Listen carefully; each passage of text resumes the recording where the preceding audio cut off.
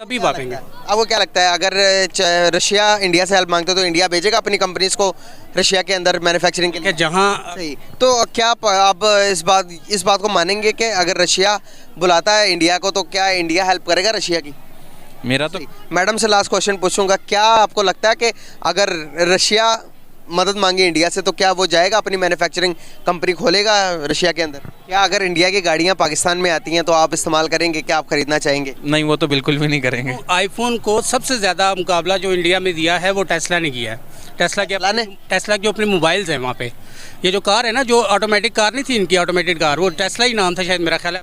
Hello अस्सलाम वालेकुम guys, this is Muzammil Qureshi here and you are on my channel daily swag. तो guys आज की इस वीडियो के अंदर गाइस रशिया ने भी मांग ली आखिरकार इंडिया से हेल्प। गाइस हेल्प किस चीज़ की मांगी है? गाइस आपको मालूम होगा, आपको पता होगा, रशिया और यूक्रेन की जंग चल रही है, जिसकी वजह से रशिया के अंदर से जो कार मैन्युफैक्चरर्स कंपनी थी, ऑटोमोबाइल इंडस्ट्री से सारी उठ के आहिस्ता आहिस्ता रशिया से कूच कर रही हैं, रशिया से बाहर जा रही हैं। तो रशिया को अब लाले पड़े हुए हैं गाड़ियों के, गाड़ियां नहीं मैन्युफैक्चर हो रही कंपनी के अंदर, लोगों को रिक्वायर्ड है गाड़ियों की। तो अब रशिया डिमांड कर सकता है, ये खबर आ रही है कि इंडिया को कह सकता है कि भाई आपकी जो गाड़ियों मैन्युफैक्चरिंग कंपनीज है वो आप रशिया के अंदर लेकर आओ। तो गाइस कितनी बड़ी बात है, क्या इंडिया इस पर रजामंद होगा या नहीं? इस बारे में पाकिस्तानी पब्लिक के पास जाऊँगा, उनसे पूछूंगा पाकिस्तान कहाँ रिलायबल कर रहा है, पाकिस्तान के अंदर आज तक गाड़ी मैन्युफैक्चरिंग कंपनी क्यों नहीं बनी और पाकिस्तान गाड़ियाँ क्यों नहीं प्रोड्यूस कर पा रहा। इस बारे में पाकिस्तानी पब्लिक क्या अपनी राय देती है, आइए मिलकर जानते हैं। नंबर पर मैं बात करूँ इंडिया की, तो दुनिया मांगती है, यूएई जैसी, सऊदी अरेबिया जैसी, उसके बाद दुबई जैसी कंट्रीज इंडिया की बनी हुई गाड़ियाँ मांगती हैं।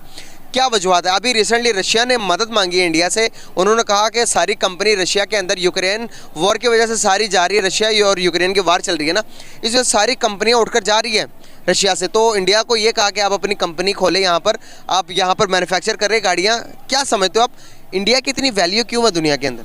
इंडिया की वैल्यू इसलिए कि लोग जो है ना वो ट्रस्ट करते हैं, उनके जो इंडिया के अपने लोग हैं वो इस तरह की चीज़, प्रोडक्ट इस तरह की उनको प्रोड्यूस करके देते हैं कि जो रिलायबल हो। जो यहाँ पे जो अगर कोई मैन्युफैक्चर कंपनी आ भी जाती है, जैसे लास्ट में यूनाइटेड आई थी, फिर उसके बाद जो है वो एक और आई थी कंपनी, लेकिन वो चीज़ प्रिंस जो थी, लेकिन वो लोगों को उस तरह से चीज़ को डिलीवर नहीं कर सके। हालांकि प्राइसेस उनकी आम लोगों, जो आम कंपटीटर्स जो थे उनके मार्केट में, उनके लेवल की थी, लेकिन वो प्राइसेस और लेकिन वो क्वालिटी जो है वो, जिसकी वजह से जो है पाकिस्तानी जो अवाम है वो उस तरह से जो है अपना जो है वो ट्रस्ट जो है ना वो बिल्ड नहीं कर सके उसके अंदर वो।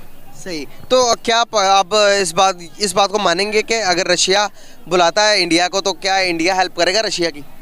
मेरा तो ख्याल है कि वो ज़रूर करेगा, क्योंकि उससे एक तो उनकी अपनी जो लेबर, जो मैन पावर है, उसको जो है एनहांसमेंट काफ़ी मिलेगी। उनके मुल्क में जो है वो पैसा जो है वो बाहर से जो है वो अर्न करके लोग जो हैं वो उधर भेजेंगे इंडिया में, तो उसके वो तो उनके लिए बहुत अच्छा है। जबकि ये चीज़ हमें जब 1971 में जब ये कंपनीज़ जो है रैशनलाइज नहीं हुई थी, तो पाकिस्तान की जो कंपनीज़ की जो लेबर्स की डिमांड थी ऑल ओवर वर्ल्ड जो है सबसे ज़्यादा थी। तो अब जो है वो बिल्कुल भी उसके हम जो है ना बिल्कुल हमने उसके ऊपर फोकस नहीं किया, और हम जो है वो प्राइवेटाइजेशन और जो है बस इस तरह की चीज़ों में जो है ना करके हमने अपने मुल्क का जो है ना वो ख़राब कर लिया सारा कुछ। क्या अगर इंडिया की गाड़ियाँ पाकिस्तान में आती हैं तो आप इस्तेमाल करेंगे, क्या आप खरीदना चाहेंगे? नहीं, वो तो बिल्कुल भी नहीं करेंगे। क्यों सर, क्या वजूहत है? बस वैसे इंडिया के साथ दुश्मनी अपनी, तो इस वजह से जो है वो। सर वो कहते हैं दुश्मन बराबर का होना चाहिए, वो कहते हैं पाकिस्तान तो हमारे किसी खाते में नहीं आता, इसको कैसे देखते हैं? नहीं, खाते में तो कोई नहीं आता, लेकिन फिर भी जो है वो हमें एक रखना तो चाहिए ना, उसके लिए जो है वो क्या हमने उनको मुकाबला करना चाहिए ना। हमें अपनी जो है इंडस्ट्री को इतना बूम करना चाहिए कि जो है वो हमें किसी और मुल्क को आने न दें हम अपने इस तरह की इंडस्ट्री में, कि जो है वो यहाँ पे आके जो है ना हम अपनी चीज़ सेल करें। सर अब आने देने या ना देने का सवाल ही नहीं पैदा होता कि मैं आपको बताऊं कि मैन्युफैक्चरिंग हब के अंदर गाड़ियां बनाने के बारे में अमेरिका के बाद इंडिया का नाम आता है कि पूरी दुनिया मांगती है उनकी गाड़ियां, सस्ती भी हैं। जो गाड़ी आप नाम ले किसी गाड़ी का तो आपको इंडिया में मिलेगी, और हम नाम ले किसी गाड़ी का तो वो पाकिस्तान के अंदर वो मैं आपको 100 गुना सस्ती मिलेगी। 3.5 लाख की गाड़ी जो इंडिया में मिल रही है, यहाँ पर वही गाड़ी 28 लाख 30 लाख की मिलती है। अब मिरान की एग्जांपल ले लेना, जैसे मिरान यहाँ पे जब बंद हुई है तो वो 10 लाख रुपए की गाड़ी थी, हालांकि उसके अंदर कुछ भी नहीं था, और उनकी जो मारुति जो गाड़ी है वहाँ पे 1.5-2 लाख रुपए की गाड़ी है, सेम उसकी जो है वो स्पेक सारा कुछ जो है वो सेम उसके साथ का है। लेकिन जो है वो पाकिस्तान में क्या है, एक जो है उन्होंने अपना सुजुकी ने और होंडा ने और ये टोयोटा वालों ने अपना जो है वो सारा बनाया हुआ है, जिसकी वजह से लॉबी एक है उनकी, जो इस तरह की जो इंडस्ट्री को जो है ना वो परवान नहीं चढ़ने दे रहे पाकिस्तान में। बिल्कुल सही। मैडम से लास्ट क्वेश्चन पूछूंगा, क्या आपको लगता है कि अगर रशिया मदद मांगी इंडिया से, तो क्या वो जाएगा अपनी मैन्युफैक्चरिंग कंपनी खोलेगा रशिया के अंदर? जाएगा, चला जाए, वो उसका क्या, इंडिया और एशिया का अपना है, वो जो उनका है वो कर लें, वो डील वगैरह वो उनकी होगी तो वो कर लेंगे। वो पाकिस्तान को किसी हमारे खाते में लाते ही नहीं है तो वो ना करें। बहुत अच्छा लगा आपसे बात करके, thank you so much and nice to talk with you. Mohammad Aftab. Sir करते क्या हैं? मैं अकाउंट्स का काम करता हूँ। माशाल्लाह, वेरी नाइस। सर अगर आप अकाउंट्स का काम करते हैं तो आपको पता ही होगा। सर मैं गाड़ियों के बारे में बात करूँ, कार मैन्युफैक्चरिंग के बारे में, ऑटोमोबाइल इंडस्ट्री की मैं बात करूँ तो पाकिस्तान के अंदर एक भी हब नहीं है जो कि अपनी गाड़ी मैन्युफैक्चर करता हो। पाकिस्तान सारी असेंबलिंग होती हैं। अगर मैं बात करूं इंडिया की, तो अभी रशिया की एक न्यूज़ है कि रशिया इंडिया से हेल्प मांग रहा है कि अपनी गाड़ियों का एक जो सा अपना एक हब बनाओ रशिया के अंदर, मैन्युफैक्चरिंग हब लगाओ। क्या वजूहत है कि इंडिया पहले समझ गया? अगर मैं बात करूं उनकी दो कंपनियां तो पूरी दुनिया में मशहूर है ना, टाटा और महिंद्रा की। पाकिस्तान की एक भी गाड़ी नहीं मैन्युफैक्चरिंग होती, ना हम अपने ज़रूरियात भी नहीं पूरी कर पा रहे, बाहर एक्सपोर्ट तो दूर की बात है। क्या वजूहत है? देखें, जहाँ तक एक्सपोर्ट्स का ताल्लुक है ना, तो मेरा नहीं ख्याल कि पाकिस्तान ने सिंस जब से बना है तब से अभी तक कोई एक्सपोर्ट की तरफ पाकिस्तान कभी भी नहीं आ सका। क्यों? उसकी वजह यह है कि हम दाखिली तौर पर ही, या कह रहे हैं कि हम डेवलपिंग स्टेज में शुरू हुए थे 1947 से, तो आज तक इवन टुडे, सिंस टुडे हम अभी भी डेवलपिंग स्टेज पे ही हैं। हमें नहीं मालूम कि हमने आइंदा आने वाले 50 सालों में, 10 सालों में, 20 सालों में कहाँ पे होना है।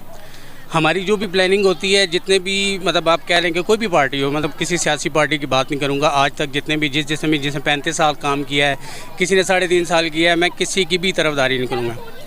हमें बेसिकली अगर हमने अभी हम यहाँ पे है ना, अगर हमें ऊपर जाना है ना, तो हमें अपना निज़ाम चेंज करना पड़ेगा। हमें सबसे पहले इंसाफ लाना पड़ेगा, ठीक है। फिर उसके बाद कार मैन्युफैक्चरिंग की जहाँ तक बात है, हमारे पास ऐसी अभी तक कोई इक्विपमेंट ही नहीं है, कोई इंडस्ट्री किसी ने सोचा ही नहीं है। अब अलबत्ता टैक्सेस और दीगर चीज़ें इतनी लगी हुई हैं कि इवन अब हम ये कर रहे हैं कि हमारे जितने भी इन्वेस्टर हैं या मैन्युफैक्चरर जो भी हैं, वो अगर सोचते हैं, वो ये नहीं सोचते कि वो पाकिस्तान में कोई इंडस्ट्री लगाएं, वो ये सोचते हैं कि बांग्लादेश में लगाते हैं, वहाँ पे टैक्सेस में भी छूट है, ठीक है, और वहाँ पर ये आसानियाँ हैं, बिजली काम है, बिजली के बिल काम है। यहाँ पे पाकिस्तान में ऐसा कोई मतलब कोई सोचने वाला नहीं आया कि जिसने कहा हो कि नहीं ठीक है, हम अपने मुल्क में जो इन्वेस्टर्स हैं उनको बुलाने के लिए, उनको देखिए, किसी को आपने अगर कायल करना है, कन्विंस करना है कि आप हमारे पास आके काम करें, तो उसके लिए सबसे पहले आपको क्या देना पड़ेगा? फैसिलिटीज़।